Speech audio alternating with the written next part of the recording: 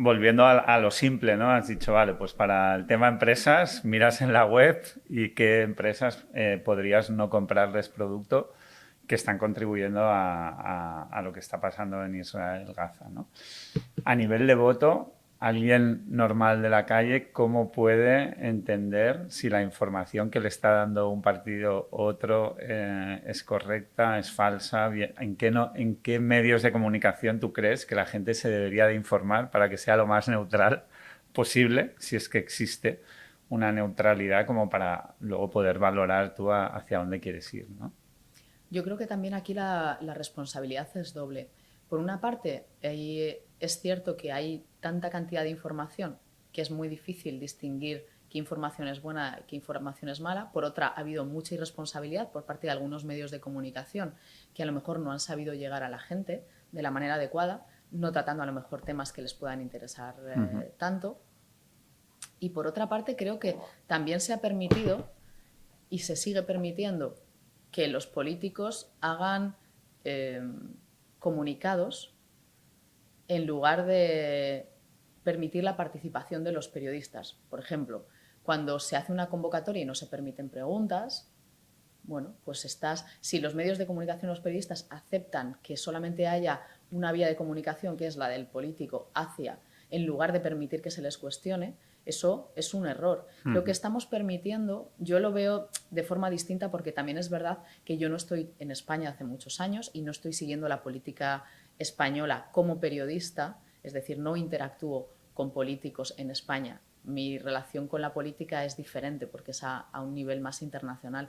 Pero es verdad que cuando estaba en España ya existía, hace unos años, ya existía esa percepción de que tú a un político no lo podías cuestionar. Y cada vez está ocurriendo más, que parece que a los políticos no se les puede Que cuestionar. sean Sí, es como de, no, mire, es que, reyes ya. sí, sí, es como de, no, no, es que, como decían antes en los colegios o en las iglesias, que te decían esto de, creo, Señor, aumenta mi fe.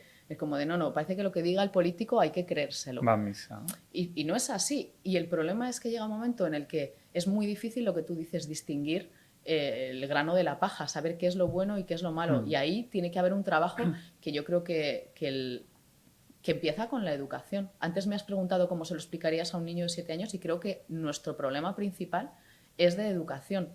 Si se está empobreciendo la calidad educativa sistemáticamente, y eso es algo que lo percibo porque tengo primos pequeños, porque tengo sobrinos, porque te das cuenta de que cuando hablas con ellos, cuando echas un vistazo a lo que estudian o a lo que aprenden, o cuando hablas con profesores, tanto en la universidad como en los colegios, que te dicen cómo tienen que bajar el nivel con respecto a lo que a los alumnos conocen, cuando te cargas la educación, igual que cuando te cargas la sanidad, lo que estás haciendo es crear una sociedad más aborregada y una sociedad menos crítica.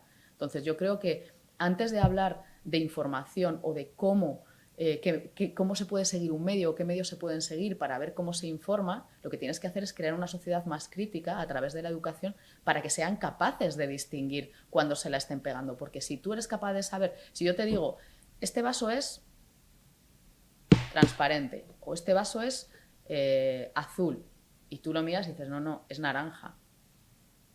Y yo digo, no, no, es azul. O sea, tú sabes que es naranja porque alguien te ha enseñado que esto es naranja. Pero si nadie te enseña que esto es naranja, tú no puedes saber si lo que yo te estoy diciendo es cierto o no.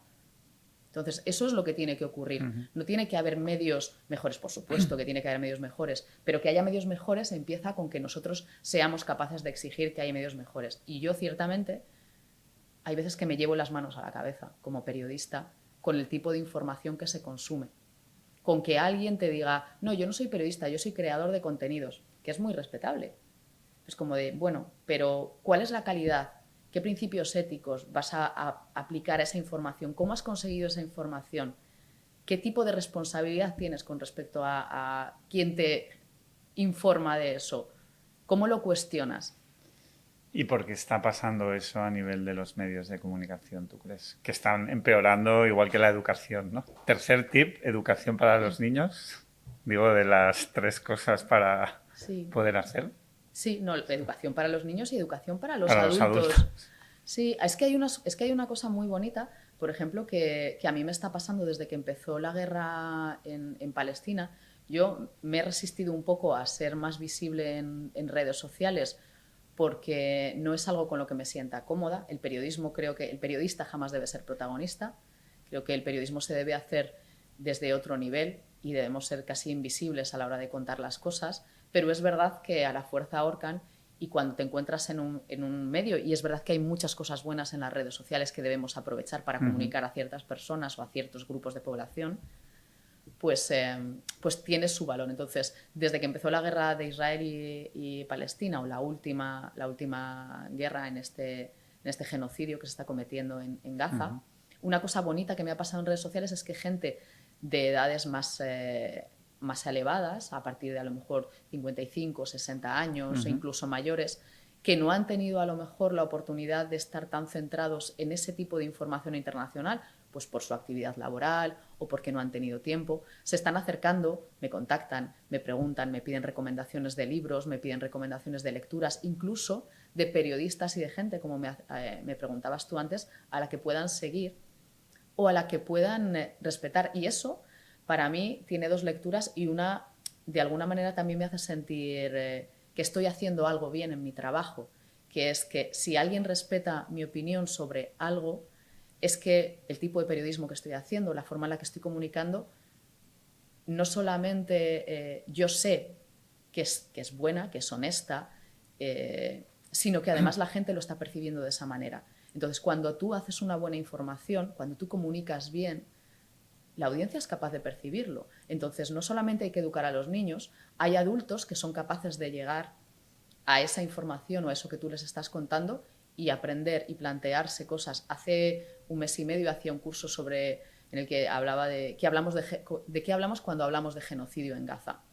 Había muchísimas mujeres que se registraron, muchas de ellas estudiantes de doctorado o estudiantes de derecho, también periodistas, pero también había varias personas que no tenían nada que ver ni con el periodismo ni con la política internacional, eran simplemente ciudadanos y ciudadanas que lo que querían era saber más y entender mejor. Y eso me parece que es algo de lo que nos olvidamos. No tenemos que educarnos solamente cuando somos niños, tenemos una responsabilidad a lo largo de nuestras vidas.